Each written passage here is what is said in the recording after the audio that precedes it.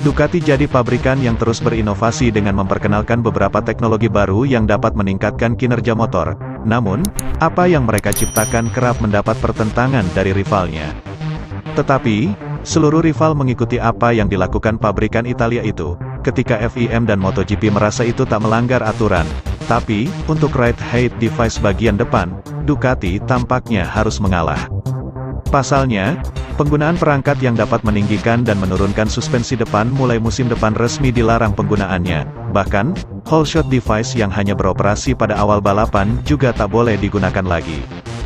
Jelas, ini membuat Dalicna kecewa dan merasa apa yang dilakukan oleh para insinyur Ducati tak dihargai. Mengingat itu memberikan dampak besar, bukan hanya untuk Desmosedici GP tapi juga semua motor. Tidak, saya tidak bisa menentukan peraturan sendiri atau berdasarkan pandangan pribadi. Saya hanya bisa mencoba memahami peraturan dan melakukan hal-hal yang diperbolehkan, kata Dalicna. Tidak adil melihat ride-height device depan akan dilarang setelah 2022. Tetapi ketika semua orang menentang saya, tangan saya seperti diikat, tidak ada yang bisa saya lakukan tentang hal itu. Saya harus menerima perubahan ini. Saya harus melakukannya. Biaya besar yang harus dikeluarkan untuk membangun ride-height device menjadi permasalah utama pabrikan lainnya. Mengingat saat ini mereka harus menghemat pengeluaran setelah finansial terganggu akibat pandemi COVID-19, saya tidak tahu mengapa kami membutuhkan perdamaian di MSMA. Kami sedang berdiskusi di MSMA untuk menyusun regulasi sebaik mungkin, ujarnya. Penguasaan ini penting untuk semua pekerjaan yang terlibat, itu sebabnya kami berusaha untuk menemukan solusi terbaik. Salah satu inovasi Ducati, yaitu winglet atau fairing aerodinamika, juga mulai mendapat tanggapan negatif dari beberapa pembalap, termasuk Marc Marquez. Pembalap asal Spanyol itu mengatakan sangat sulit mengikuti pembalap lain dari jarak dekat dengan adanya sayap di motor. Tapi, Dalicna menegaskan akan terus berusaha mempertahankan fairing aerodinamika, yang mana saat ini juga sudah terpasang pada motor jalan raya Ducati. Ya, kenapa tidak? Salah satu tujuan kami adalah mengembangkan teknologi baru untuk motor komersil kami. Kami telah melakukannya di masa lalu dan akan terus melakukannya di masa depan, ucapnya. Ini mirip dengan aerodinamika. Bagi saya, pengetahuan tentang aerodinamika merupakan aspek penting.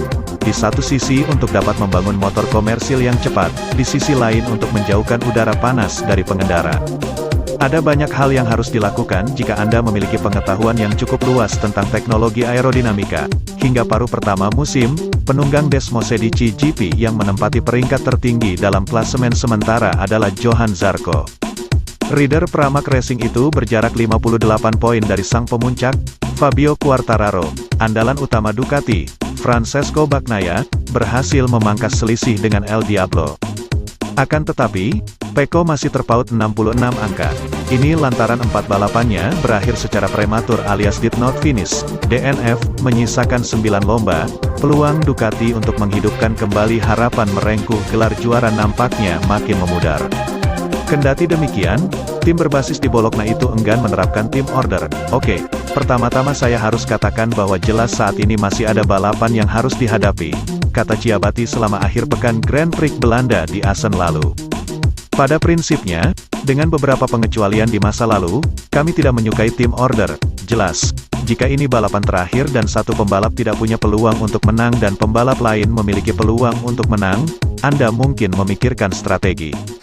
Tapi ini kasus luar biasa. Sekarang, kami tidak dalam situasi itu. Kami tidak akan memberikan tim order. Satu-satunya indikasi yang kami berikan kepada pembalap kami adalah untuk menghindari membuat gerakan ekstrim satu sama lain.